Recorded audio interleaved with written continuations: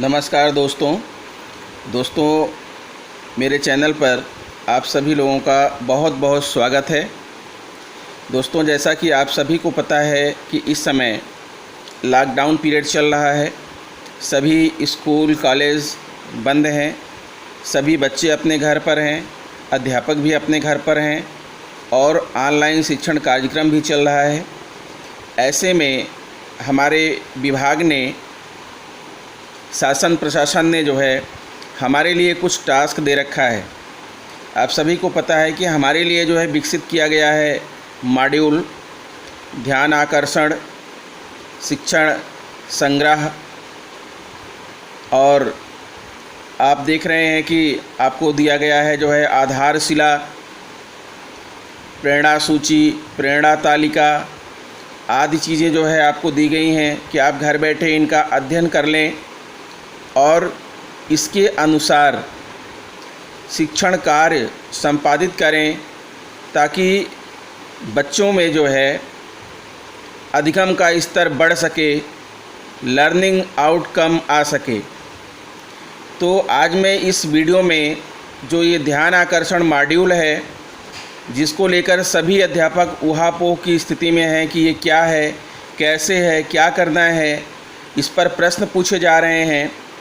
तो मित्रों, आपको बता दूं कि ये मॉड्यूल आपको इसीलिए दिए गए हैं कि आप घर में बैठ कर के ध्यानपूर्वक इन मॉड्यूल्स का अध्ययन कर लें और उसमें जो बातें लिखी गई हैं उसको जो है अपने शिक्षण विधियों में, शिक्षण तकनीक में शामिल करें, ताकि जो बच्चों का अधिगम स्तर है वो ऊपर उठ सके। तो आइए हम आपको बताते हैं कि ये ध्यान आकर्षण मॉड्यूल क्या है, इसका प्रमुख उद्देश्य क्या है। सबसे पहले मैं आपको बताना चाहूँगा कि प्राथमिक शिक्षा को व्यक्तित्व निर्माण की आधारशिला माना गया है। ऐसा जो है इस मॉड्यूल में कहा गया है। इसके लिए हम सभी अपने विद्यालयों में विभिन्न क्रियाकलापों के माध्यम से सतत प्रयत्नशील रहते हैं। विद्यालय के वातावरण एवं शिक्षण अधिगम प्रक्रिया को और अधिक प्रासंगिक एवं व्यवहारिक रूप देने की दृष्टि से 3 हस्त पुस्तिकाएँ आधारशिला, ध्यान आकर्षण एवं शिक्षण संग्रह विकसित की गई हैं, जो एक दूसरे की पूरक हैं। तीनों हस्त पुस्तिकाएँ एक दूसरे की पूरक हैं। इन हस्त पुस्तिकाओं की मुख्य विशेषताएँ निम्नवत हैं। देखिए, आधारशिला क्या है। इस हस्त पुस्तिका में कक्षा 1 व 2 के बच्चों में भाषा एवं गणित की गहरी एवं बुनियादी समझ विकसित करने के लिए जरूरी जानकारियों एवं रोचक गतिविधियों का समावेश किया गया है।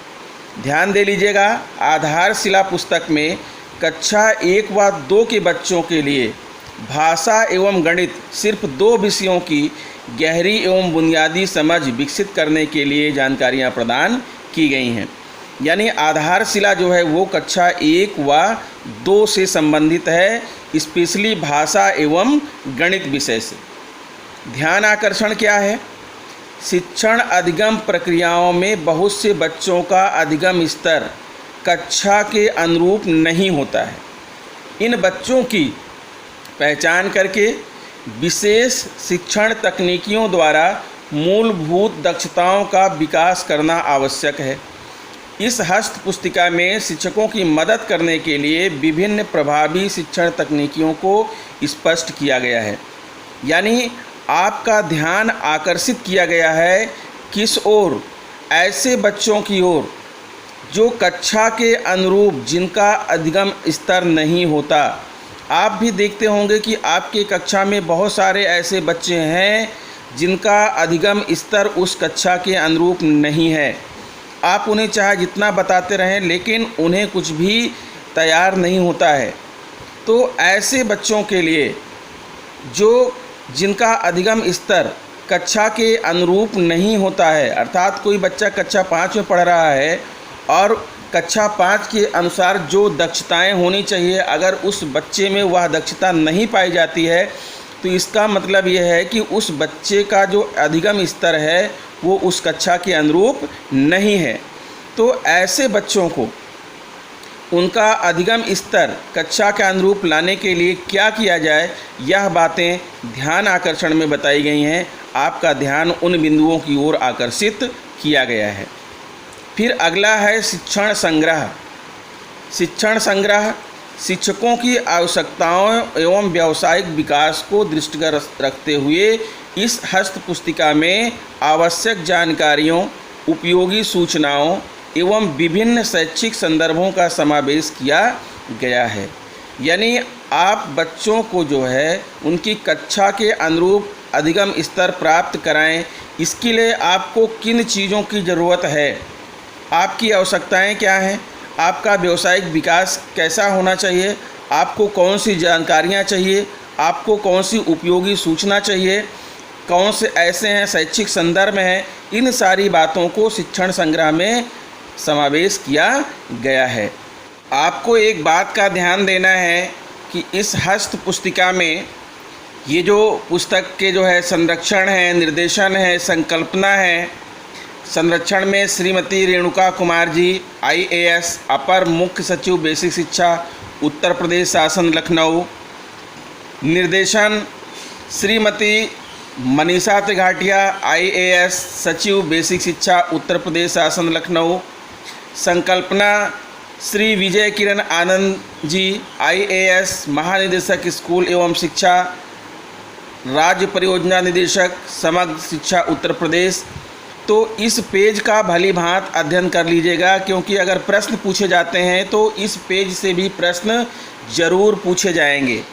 इस हस्त पुस्तिका में हमारे प्रदेश के यशस्वी मुख्यमंत्री श्री योगी आदित्यनाथ जी का भी संदेश है। आप लोग इन संदेशों को भी जो है देख लीजिएगा, पढ़ लीजिएगा। इस पर भी जो है प्रश्न पूछे जा सकते हैं। इस हस्त पुस्तिका में डॉक्टर सतीश चंद्र द्विवेदी जी, राज्य मंत्री स्वतंत्र प्रभार बेसिक शिक्षा उत्तर प्रदेश सरकार का संदेश भी है।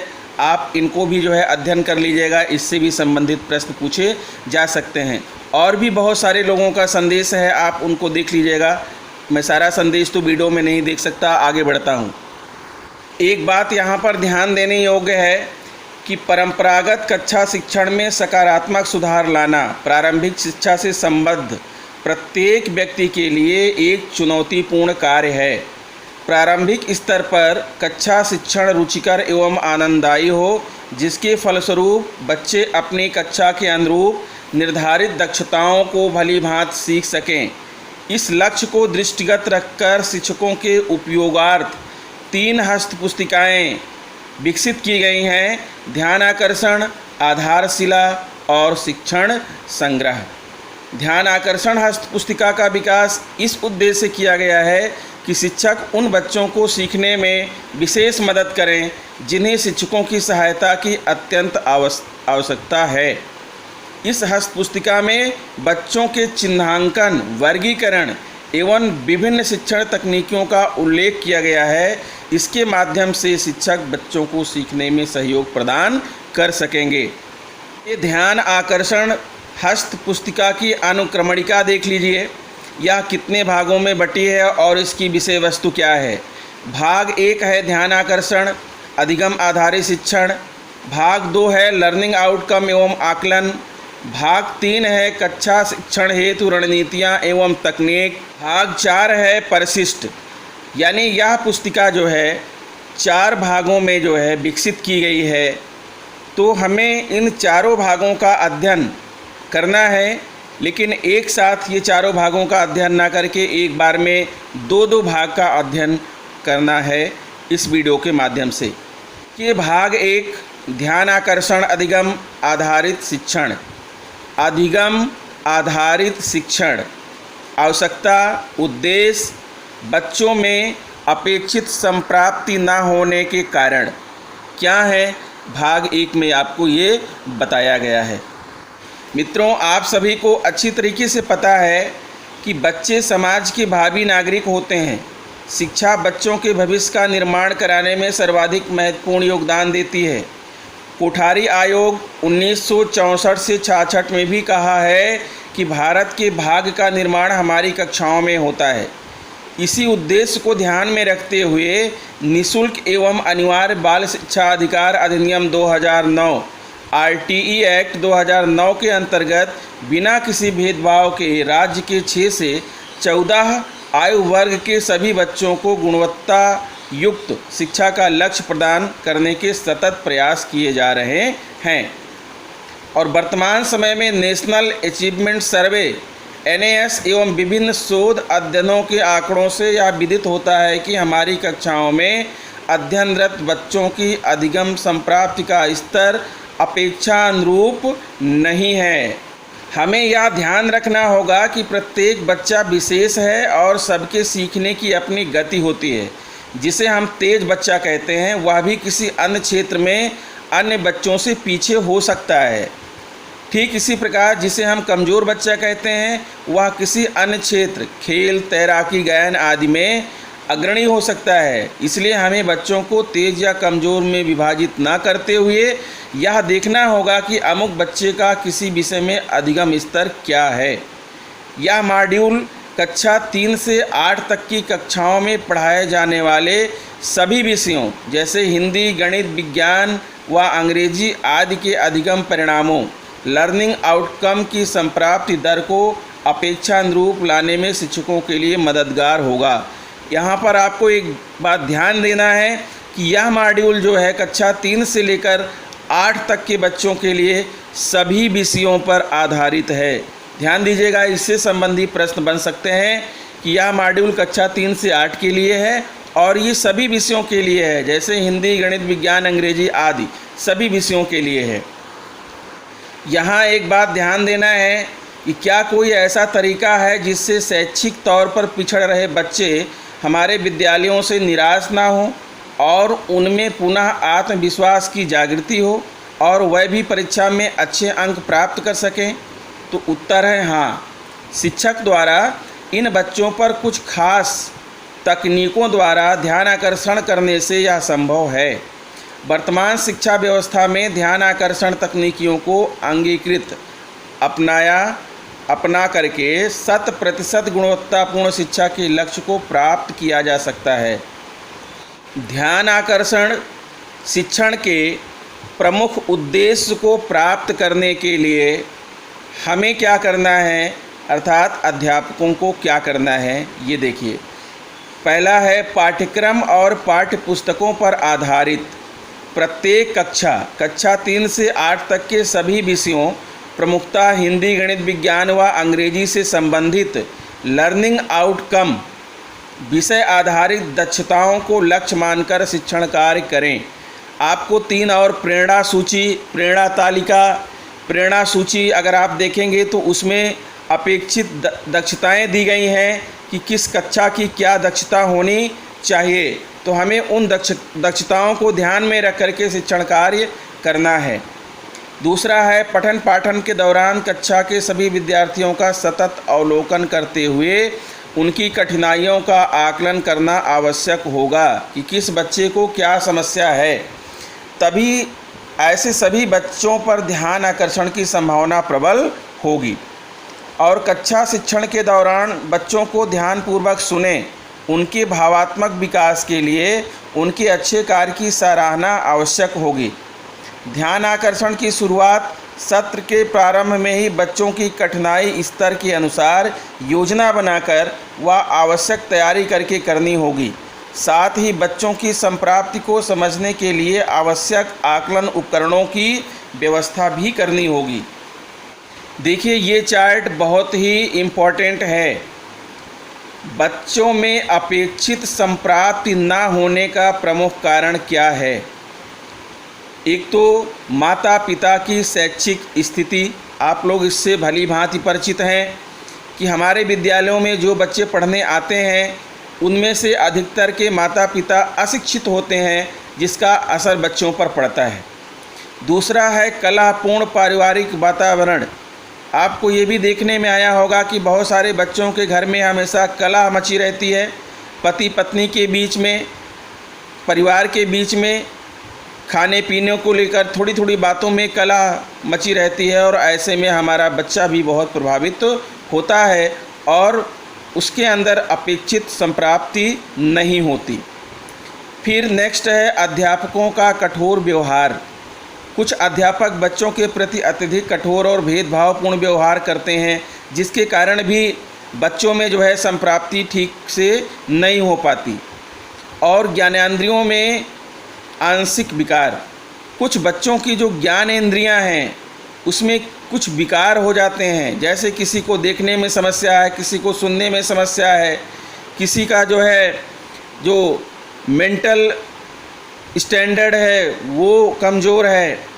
तो इस तरह से बच्चों की जो ज्ञानेंद्रियां हैं उनमें भी अगर विकार है तब भी बच्चे की जो है अच्छी अपेक्षित संप्राप्ति नहीं होगी। तो मित्रों, भाग 1 में आपने देख लिया कि जो है हमारे विद्यालयों में किस प्रकार के बच्चे हैं और हमें उन बच्चों को जो है किस तरह से उनका जो शैक्षिक स्तर है उसको ऊंचा उठाना है, हमें किन किन बातों पर ध्यान देना है।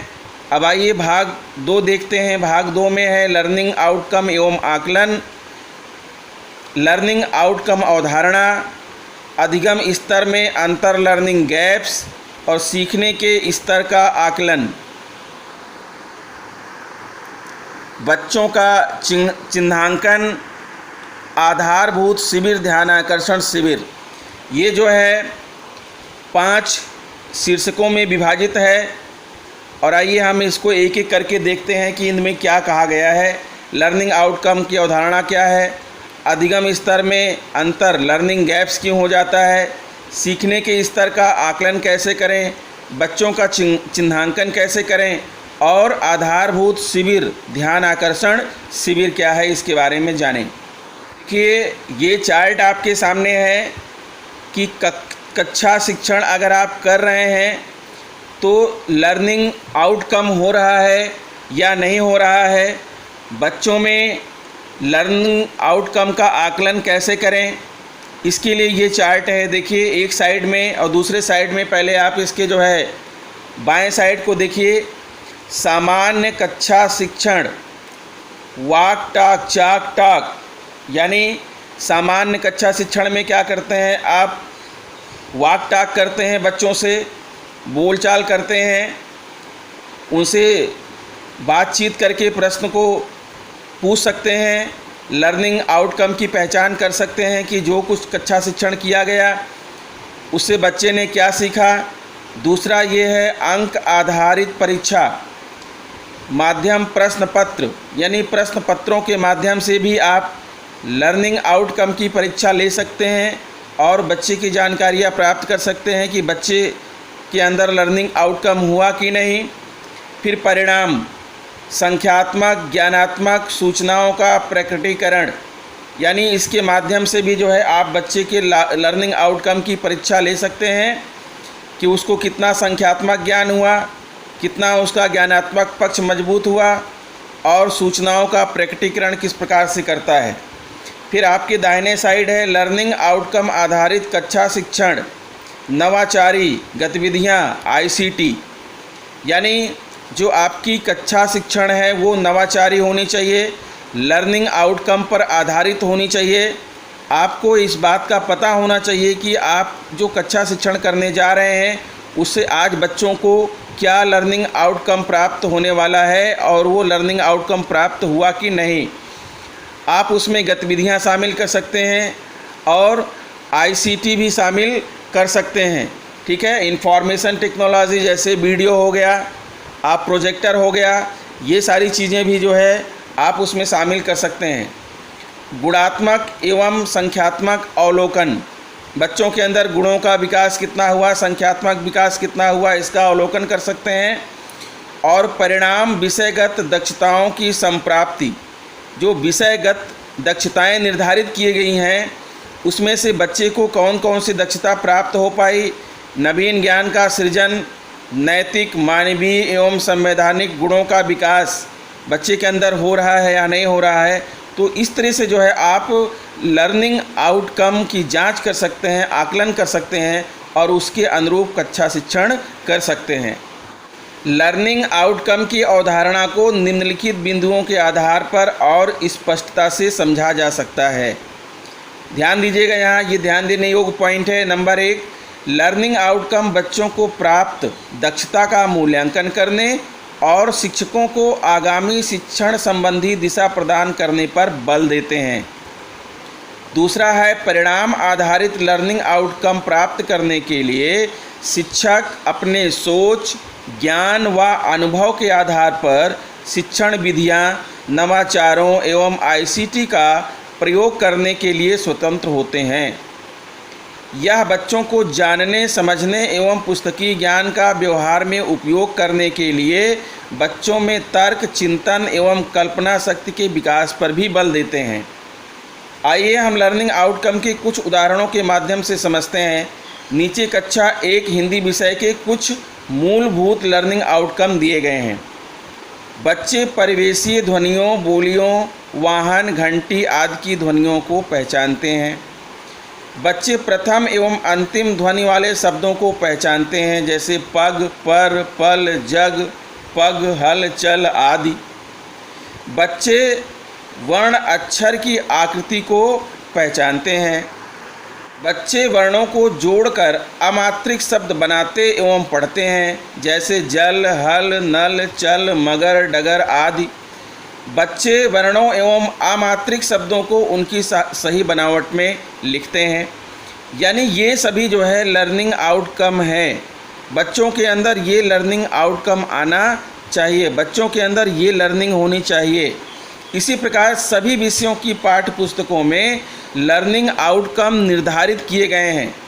तो हम सभी अध्यापकों को चाहिए कि हम किसी विषय की पाठ्य पुस्तक का अगर हम बच्चों को जो है अध्यापन करने जा रहे हैं, तो हम सबसे पहले उसके लर्निंग आउटकम को पढ़ लें, जान लें और समझ लें कि इस पुस्तक के माध्यम से हमें बच्चे के अंदर कितना ज्ञान विकसित करना है, कौन कौन सी जो है चीज़ें हैं जो बच्चे के अंदर इसके माध्यम से विकास हो सकती हैं। ठीक है, तो इसी प्रकार सभी विषयों की पाठ्य पुस्तकों में लर्निंग आउटकम निर्धारित किए गए हैं। अब हम लर्निंग आउटकम के व्यवहारिक पक्ष को एक उदाहरण से समझते हैं। अधिगम स्तर में अंतर, लर्निंग गैप, ये क्या है? देखिए, अभी तक हमने लर्निंग आउटकम और इसकी आवश्यकता क्यों है इस पर समझ बनाई। हमने यह जाना कि लर्निंग आउटकम बच्चों की वास्तविक सीख के बारे में स्पष्ट सूचना देता है। किसी भी शिक्षक के लिए यह जानना बहुत आवश्यक है कि उसकी कक्षा में बच्चों की वास्तविक स्थिति क्या है। एक परिस्थिति पर विचार करते हैं। आप उच्च प्राथमिक विद्यालय में गणित के शिक्षक हैं मान लिया, तथा कक्षा 6 के बच्चों को पढ़ाते हैं, कक्षा 8 के बच्चों को पढ़ाते हैं।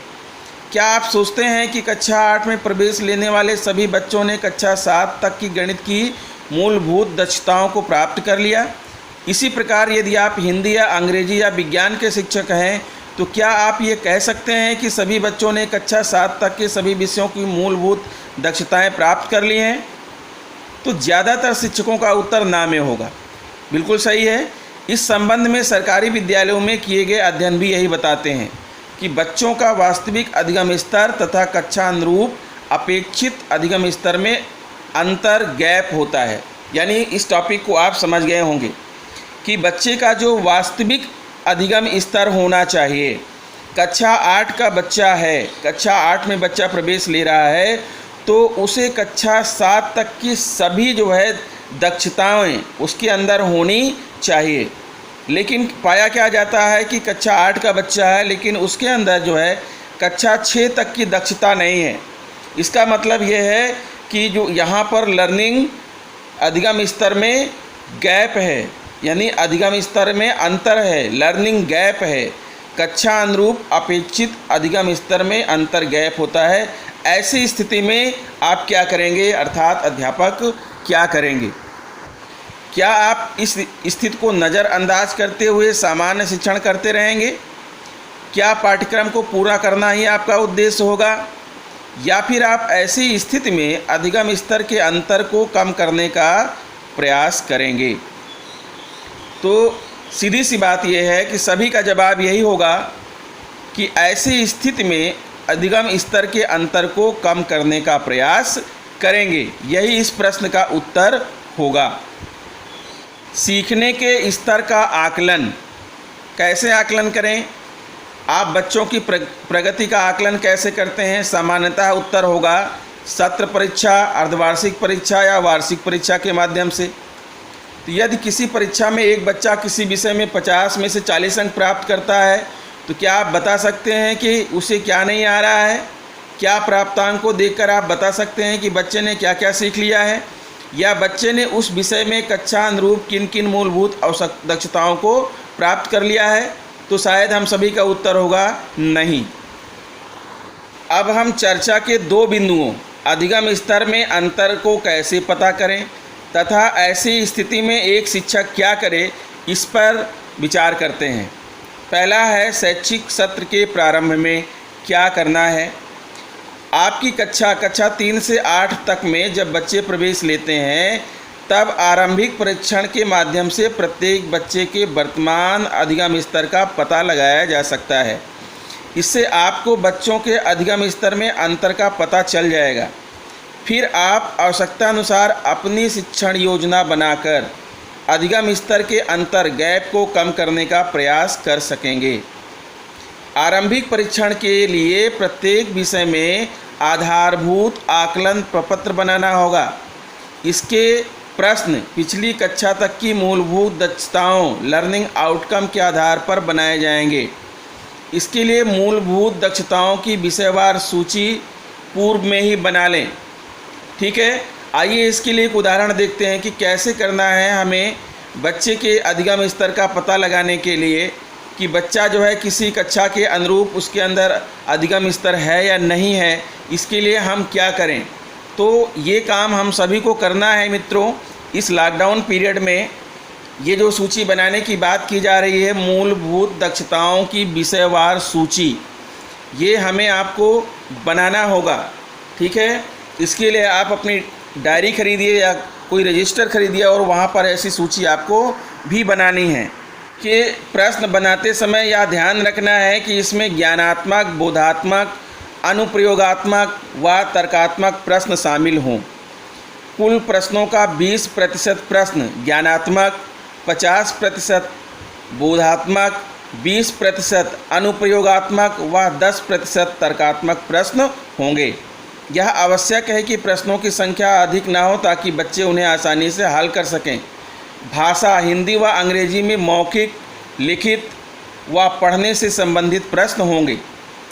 आरंभिक परीक्षण की प्रक्रिया में निम्नलिखित बातों का ध्यान हमें रखना है। क्या रखना है ध्यान? पहला है पूर्व में ही विषयवार आरंभिक परीक्षण प्रपत्र बनाकर रख लें। प्रत्येक प्रश्न किस लर्निंग आउटकम पर आधारित है, इसकी भी एक सूची बना लें। एक लर्निंग आउटकम के लिए एक ही प्रश्न होना चाहिए। फिर नंबर 2 है, इस प्रपत्र में कक्षा 3 से 5 के बच्चों के आकलन के लिए कुल 15 प्रश्न होंगे, जिसमें 10 प्रश्न वस्तुनिष्ठ ऑब्जेक्टिव तथा 5 प्रश्न जो है सब्जेक्टिव होंगे। इसी प्रकार कक्षा 6 से 8 के लिए कुल 25 प्रश्न होंगे, 20 प्रश्न ऑब्जेक्टिव, 5 प्रश्न जो है सब्जेक्टिव।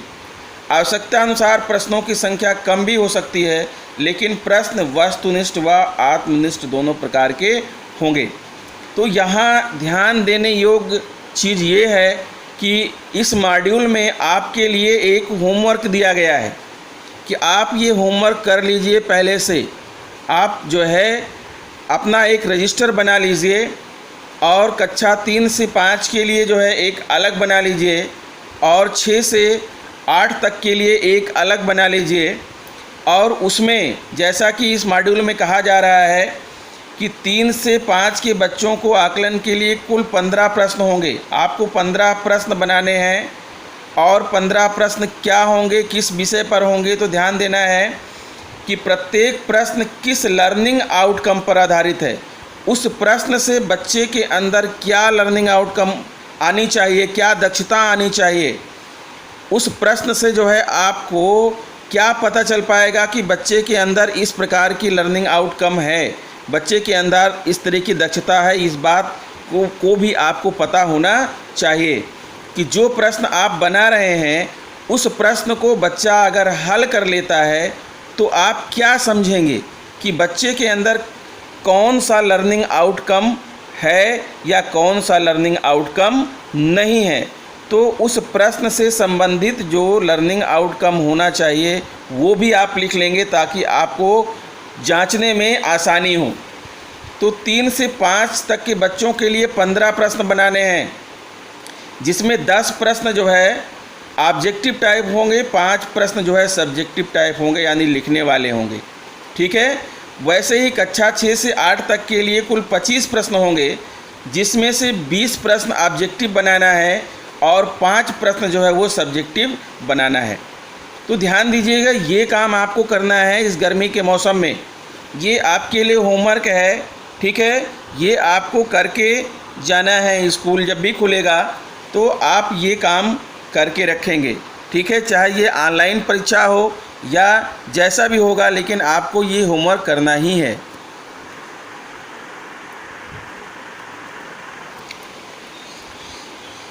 एक बात का और ध्यान देना है मित्रों कि प्राथमिक स्तर पर प्रत्येक विषय का पूर्णांक 45 अंक का तथा उच्च प्राथमिक स्तर पर पूर्णांक 75 अंक निर्धारित किया गया है।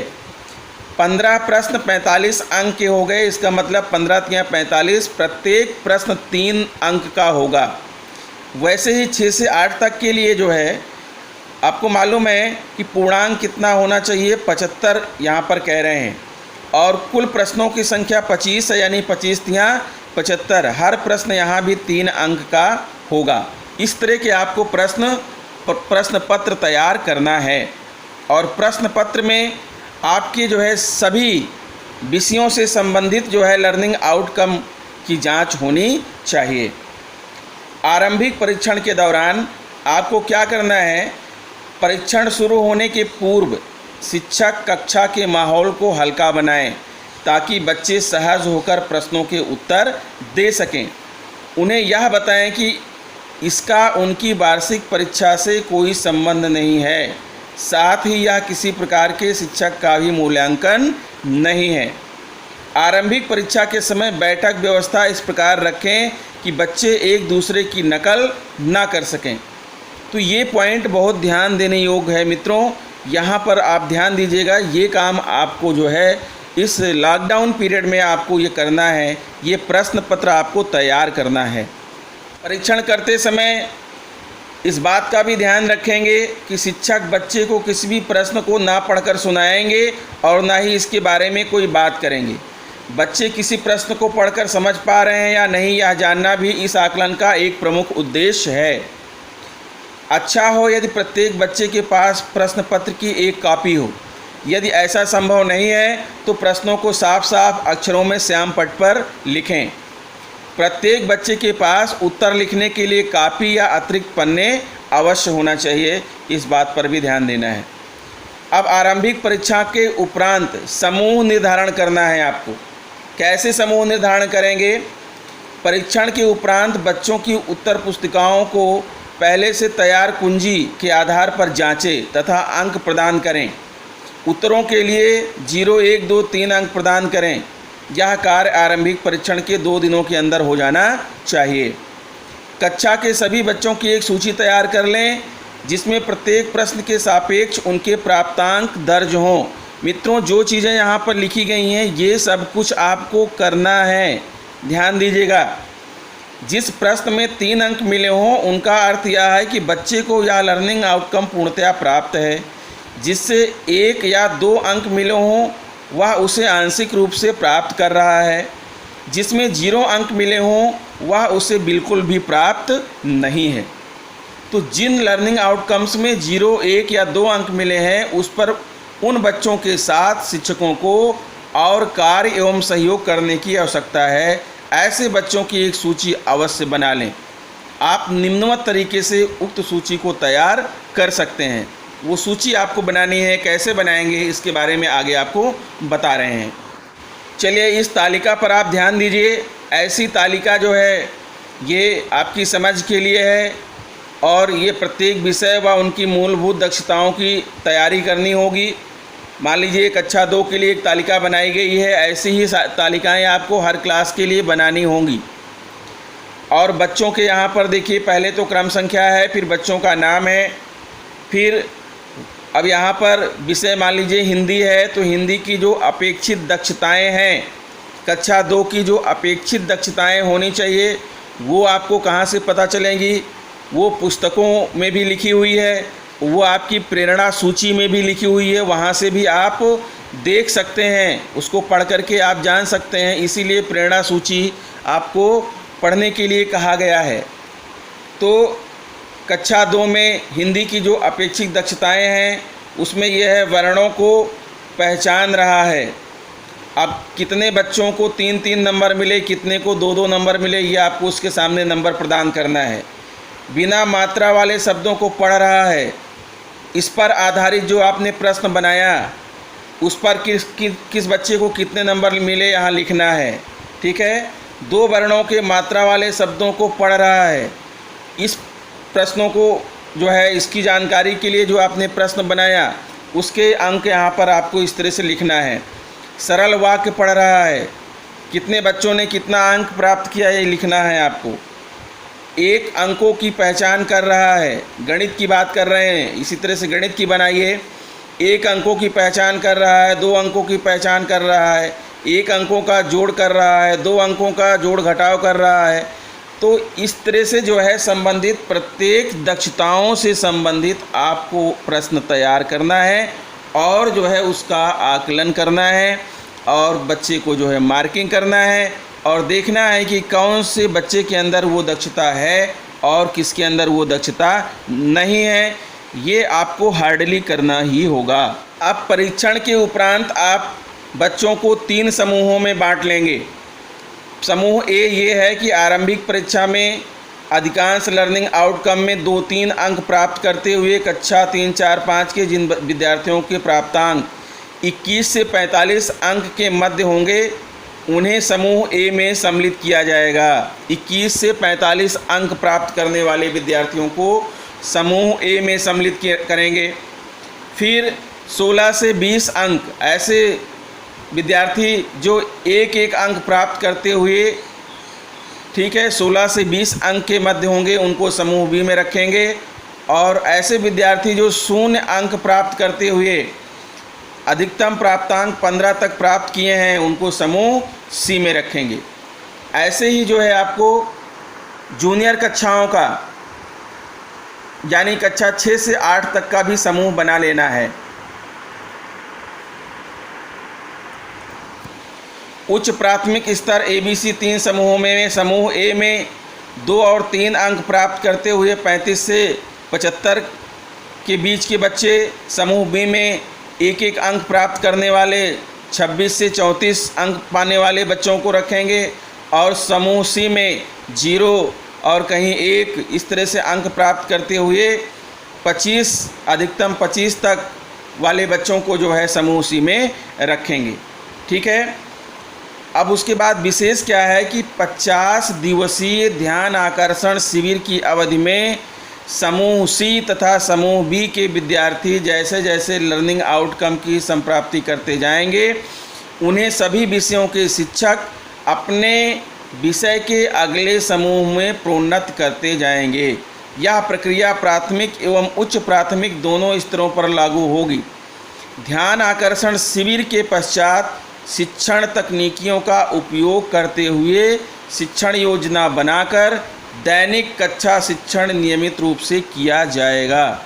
लेकिन सबसे मेन बात है ध्यान आकर्षण शिविर, यानी समूह बी और समूह सी वाले बच्चों के लिए ध्यान आकर्षण 50 दिनों की ध्यान आकर्षण शिविर का आयोजन किया जाएगा। देखिए एक तालिका यहाँ पर और दी गई है, ये भी विशेष काम की है, ध्यान दीजिएगा। ये तालिका में ये है कि आप किसी पर्टिकुलर डेट को परीक्षा आपने लिया तो उस डेट पर किन किन बच्चों ने किन किन दक्षताओं में 3-3 अंक प्राप्त किए उनके सामने आप टिक लगा देंगे और डेट भी डाल देंगे जैसा इस तालिका में बना हुआ है। इससे आपको आइडिया लग जाएगा कि किस महीने किन बच्चों का जो लर्निंग आउटकम है जिसमें वो 3 अंक प्राप्त किए हैं और किन बच्चों ने नहीं प्राप्त किया है, इससे आपको पता चल जाएगा कि किन बच्चों पर अभी हमें और काम करना है। अब बात करते हैं आधारभूत शिविर, ध्यान आकर्षण शिविर। सत्र के आरंभ में ही चिन्हांकित बच्चों के साथ चिन्हित मूलभूत लर्निंग आउटकम पर अगले 50 कार्य दिवस, लगभग 2 माह लगकर कार्य किया जाए। इसे ध्यान आकर्षण शिविर कह सकते हैं और यह कार्य विद्यालय में ही होगा, अध्यापकों को ही करना है। ठीक है, इसे कार्यशाला के रूप में भी किया जा सकता है। इससे बच्चों के अधिगम स्तर में अंतर को कम करने में काफ़ी मदद मिलेगी। सत्र के प्रारंभ में ही इस प्रकार बच्चों के साथ कार्य करने का सबसे बड़ा फ़ायदा यह होता है कि बच्चे वर्तमान कक्षा के पाठ्यक्रम को भी सहजता के साथ पूरा करने लगते हैं। इन 50 दिनों में वर्तमान कक्षा के पाठ्यक्रम पर कार्य न करके चिन्हित लर्निंग आउटकम पर ही कार्य किया जाएगा। ध्यान आकर्षण शिविर में शिक्षक को निम्नलिखित बातों को ध्यान में रखकर कार्य करना है। अब आपको ध्यान आकर्षण शिविर समझ में आ गया होगा कि ध्यान आकर्षण शिविर क्या है। बच्चों का पहले चिन्हांकन करिए। चिन्हांकन करने के बाद समूह बी और समूह सी में जो बच्चे आए हैं उनके लिए ध्यान आकर्षण शिविर का आयोजन करना है और यह शिविर 50 दिनों के लिए होगी। 50 दिनों में जो है उन बच्चों को उस स्तर तक ले जाना है जो उनके अंदर अधिगम स्तर होना चाहिए। तो मित्रों, आज की इस वीडियो में इतना ही। ये ध्यान आकर्षण का जो है भाग 1 और भाग 2 की जो मुख्य बातें थी मैंने आपको समझा दिया है। अब आप इस वीडियो के पार्ट 2 में आप देखेंगे भाग 2, भाग 3 और भाग 4 की मैं चर्चा करूंगा। आशा करता हूं कि आपको मेरा यह वीडियो पसंद आया होगा और ये आपका ध्यान आकर्षण जो मॉड्यूल है उसको अध्ययन करने में मदद करेगा। और आपसे एक अनुरोध है कि यदि आप मेरे चैनल पर नए हैं और अभी तक आपने चैनल को सब्सक्राइब नहीं किया है तो प्लीज़ उसे सब्सक्राइब कर लें, ताकि मैं आपको जो है लगातार जो भी आपके लिए वीडियो तैयार करूं आप तक पहुंचता रहे। तो मैं पूरे तीनों मॉड्यूल और तीनों जो सूचियां दी गई हैं, जो प्रेरणा सूची, प्रेरणा तालिका आदि है, सभी पर आधारित वीडियो आपको जो है व्याख्या के साथ मैं आपके साथ ला रहा हूं एक एक करके। आप लोग इन वीडियोस को देखते रहिए और वीडियो में जो आप इसमें जो है मॉड्यूल में बताया गया है उन कार्यों को भी करते रहिए और आने वाले समय के लिए अपनी तैयारी बनाए रखिए। नमस्कार मित्रों, हो सके तो इस वीडियो को अपने और मित्रों में शेयर कर दीजिए ताकि सभी अध्यापकों का भला हो सके और उन्हें ध्यान आकर्षण मॉड्यूल को पढ़ने में मदद मिल सके। नमस्कार।